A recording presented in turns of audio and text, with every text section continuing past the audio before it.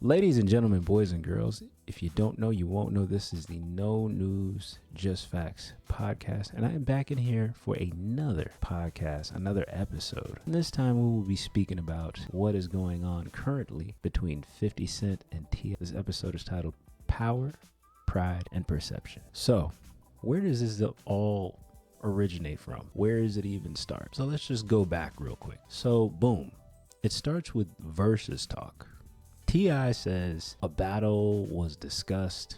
50 allegedly pulls back. Then Instagram starts firing memes, subtle shots. Family gets mentioned.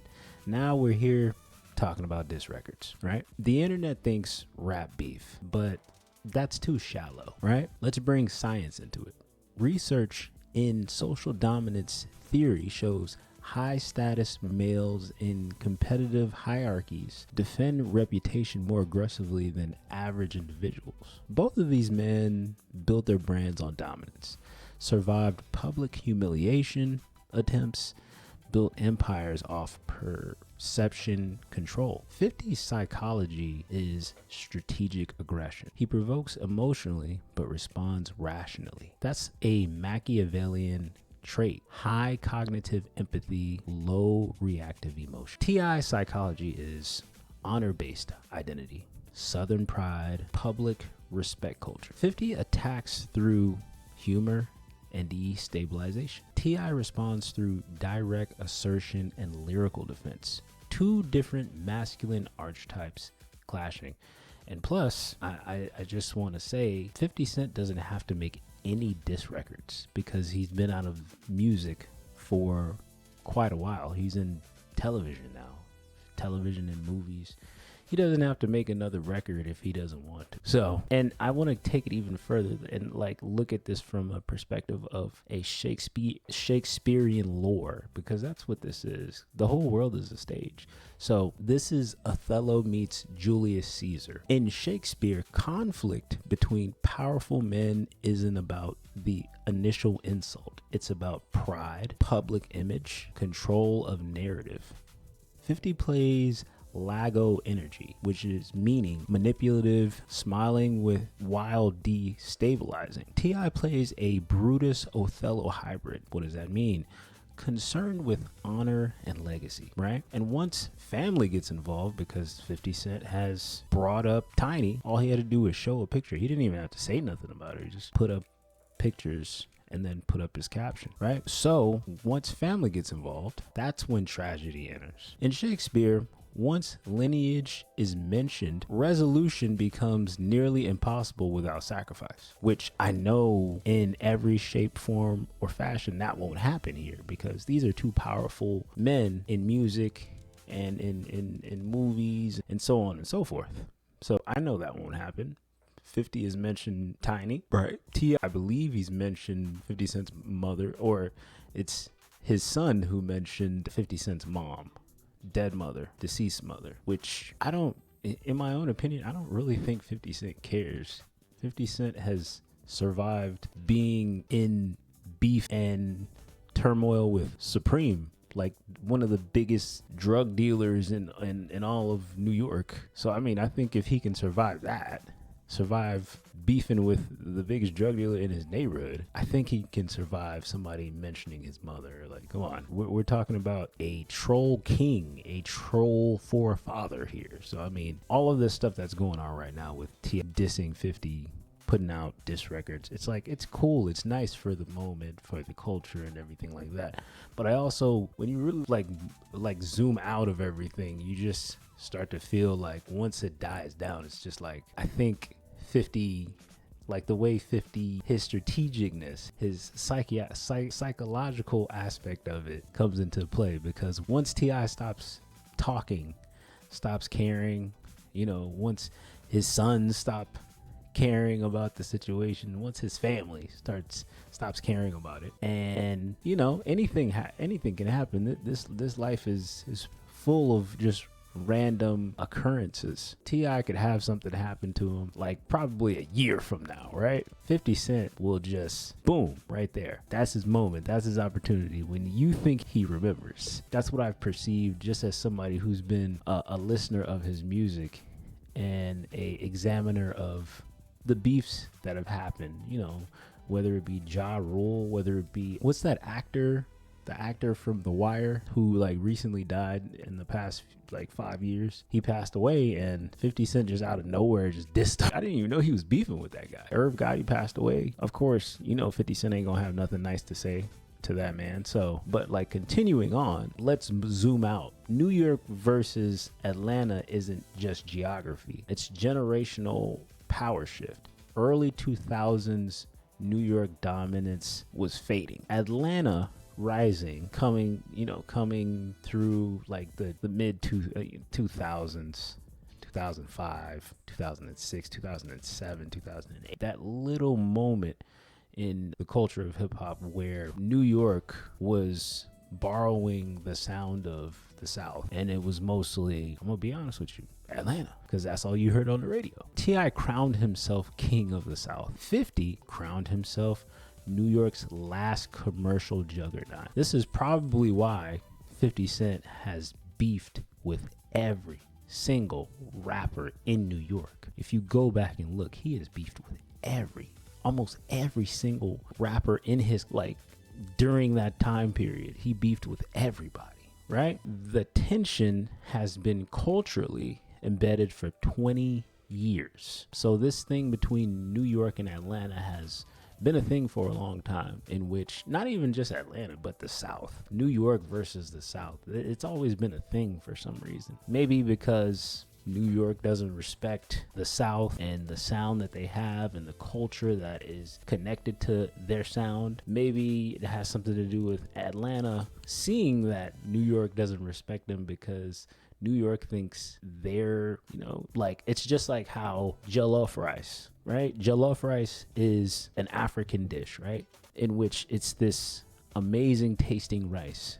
And there has been a war for a long time between Nigeria, Ghana, Zimbabwe, Cameroon, and Senegal. No, but the war is really with Ghana and Nigeria on who makes the best jollof rice. This is just a side thing I'm doing. And, people say Nigeria has the best jollof or Ghana has the best jollof.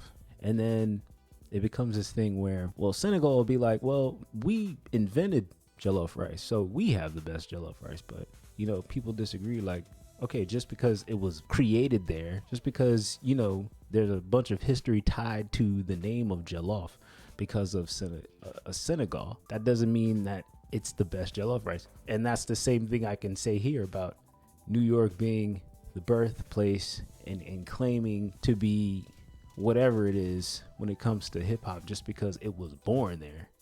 Things can be lowly, and it has been lowly for New York hip hop for its moments. I mean, every coast has its downtime, and I feel like New York has had that for its times. They've had their times where they've had amazing artists come out. Of course, I don't even have to name them, and then they've had their moments where New York hip hop wasn't hidden like that. So this beef isn't new. It's a dormant rivalry resurfacing. This is another inclination of New York versus the South, right? Okay, so here's where it gets surgical.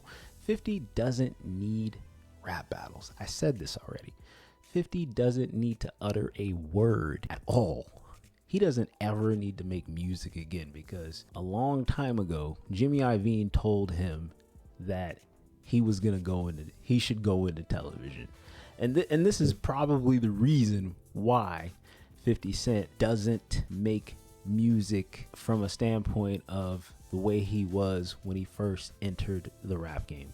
Because Interscope lost their interest in him. And the moment Interscope lost its interest in 50 Cent, there was a point, I don't know where I saw it at. It must have been like a documentary or something. But Jimmy I literally says word for word that, hey, 50, I don't think you rapping is working anymore. I don't think I don't think it's your thing anymore. I think you should go into movies. I think you would fare better in that category, in that genre. And what did he follow? The advice of Jimmy Iovine, and he navigated from music and went on to do television and movies. And now you see him. He has G Unit Films. He's opening a big old studio, big old lot in Louisiana, and 50's probably, his name is probably bigger now than it ever was when it was the early 2000s and he was just a rapper. Like I said, he has a TV empire, he has liquor brands, he has exclusive deals.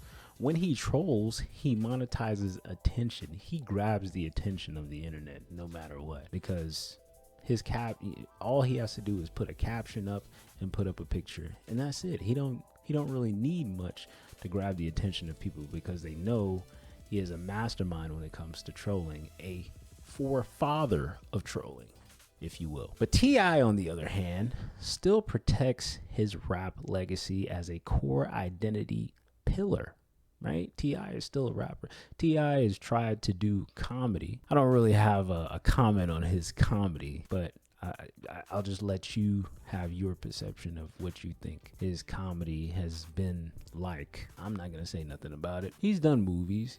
He's an actor. He's done reality television.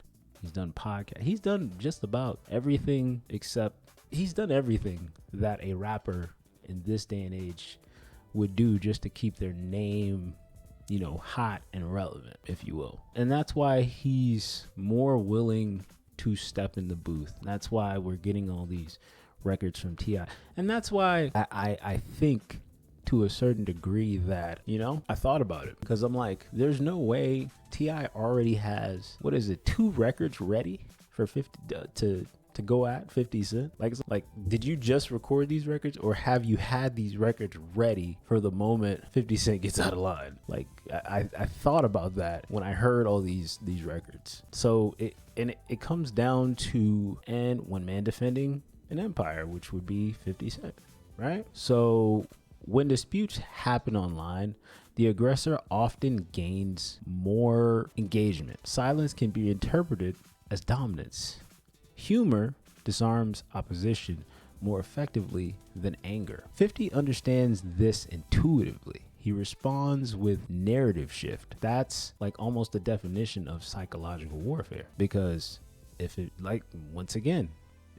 50 Cent doesn't say anything about T.I dissing him, about his son King dissing him, about Domani dissing him, and now I just saw on Instagram that the fourth son, like the third son, who does like rock music, or is it it's blues and rock music, he's dissing 50 Cent now. Like, the whole family is coming after 50 Cent for the things that were said about their mother. Once again, like I said, 50 Cent didn't really say, well, he did say something about Tiny.